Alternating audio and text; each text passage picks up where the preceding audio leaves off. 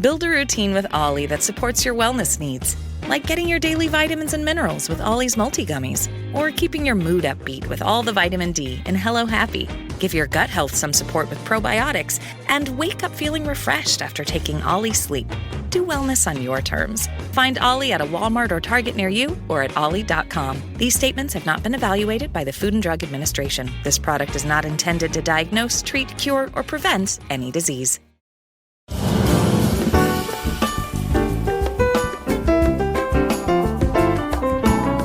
Welcome to I Don't Need an Acting Class with Milton Justice.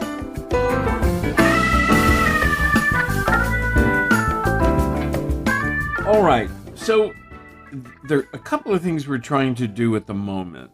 One of them is that I'm interested in all of you being able to play a character and play the character trait.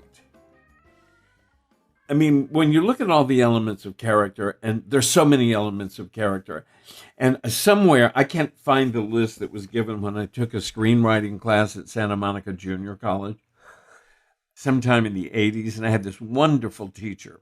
But it was a great list, and it was about 25 things. It's not that we ever have to fill in that kind of blank, or we don't ever have to consider, but there are always elements that will help us.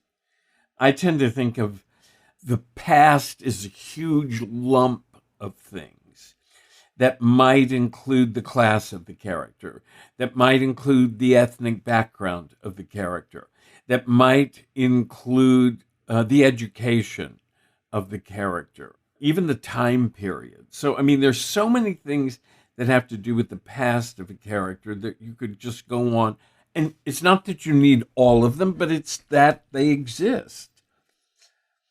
If you say to somebody, you know, this is a guy from an aristocratic family, that tells me something. That tells me something about the character. How it's used in the text is a totally different issue. But just knowing that gives me something that says, all right, so I need to know what that's like. So, I mean, all of these things are about character. But the thing that I want us to play with a little bit now, I want us to try to figure out, but what do we see? So the past helps us, but I think we need to make a decision about what's he like, what's she like, what are they like? Yeah. I've been thinking about that a lot. TV series, I think it's hard because they film it so many years apart, and you just can't. It's hard to see characters grow and you kind of change a human being, and then you come back to the character in film. But in like a movie, you're filming in 30 days to 90 days maybe, and then in a play, if it's a longer period of time, there's growth in the character, right? You change a little bit, but you're still kind of the same person. Yes, I think so. I mean, it's a huge psychological question. Do people change anyway? And things will change. The plot may change for a character. I think that's true. But the personality, I think maybe, I don't know, maybe we have to use that word. I think the personality doesn't change. And I think that's one of the issues. I think when we're working on a part, we can't assume it's us. I think that's the issue. I think in television, it is us. I think that's the reason we look at that girl's audition and we say, well, I mean, it seems to me that that's who she is. If I found out that she's a totally different person than that, I would be really impressed. If when you met her, she was very quiet and very sort of, just kind of, but then when she did that particular audition, that part, she suddenly did this other thing, a little bit like Marilyn Marlin do. Marlon was really great at that. I told you this story. Peter Bogdanovich told me that he took Stella to a screening of a movie Marlon did, and Stella turned to Peter and said, "Who is that actor?" And Peter said, "It's Marlin, Stella." And she looked and she said, "How does he do that?" But I guess that's one of the things that we want to try to get to. And we're not going to get a totally different thing, but what we're going to do, I think, by looking at that, is we are going to get another sense of a character, which would then allow us to be in plays, which I think is important. That's the thing I think we need to be able to do, is to make this choice of what this human being is like, and develop the ability to know the difference between what is this character's mindset and what is their personality. So in other words, there is a way they look at the world, and of course it's going to affect something. I just want you to bring in characters that you can see doing things and figure out what that is. You have questions about that, Brady? Well, the cheating route is to go like, I'm just going to play, smarmy and asshole, right? Without giving, that character any depth. And then just play that one note and that one tone. And to avoid that means we've got to really build. I agree. That past and that personality, and then add in multiple maybe situations so we have to build this human. Yes. But I mean, let's look at Starbuck. Let's look at Starbuck and Lizzie.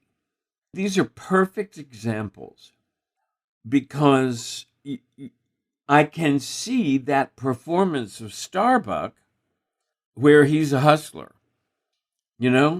I can see that performance of this totally unlikable character, because if I just look at the facts, I'm going to go that direction. And the same thing with Lizzie. If I am not careful, I'm going to build her exactly what you said, one-dimensionally. I'm going to build her as somebody that's hard, that's cold, that's down to business, that knows what, it's like all those things that she can be, that she is, but we like her. I mean, Karim refuses to audition until he's done 3 monologues that we've been working on over the past few years. One just is called simply The Gentleman, who's on a life raft in a Eugene O'Neill play from a boat that's sinking. Then the other one is Undershaft from the George Bernard Shaw play Major Barbara. And then, of course, my favorite, American Clock. But I mean, that's the thing. It's that these are so widely different that if Karim can get these 3 characters and not make them sound the same, and not get them, I mean, in other words, he will know what's going on with them. But if he can get the sense of Undershaft, who is the voice of logic in this play, Major Barbara is the kind of heroine of the Salvation Army, and she wants to save souls. And he is her father.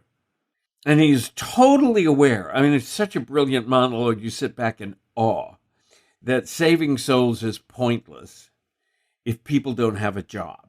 I mean, the logic of it is so mind-boggling that you say, whoa, whoa, whoa, why isn't Undershaft going on national television and speaking at the Democratic convention? But he is different than Ted Quinn, who is American, grew up during the 30s, and Ted Quinn's kind of thing is when the corporations are running America, we're all in trouble. So you see, you're talking about characters with enormous logic. Their logic is the truth of the circumstances. And yet these are totally different people. Anyway, I think if we, on any level whatsoever, can make a character choice, and it doesn't have to be overwhelming, but I do think if we make a character choice, a simple character choice, it will turn the dial on our work, and therefore I think it will give us a leg up. I Don't Need an Acting Class is created and hosted by Milton Justice. Producer is me, Walker Vreeland, and director of online media is Evan Sollers. Music is by Jeffrey Keyser, and for more info on Jeffrey's work, you can go to jeffreykeyser.com.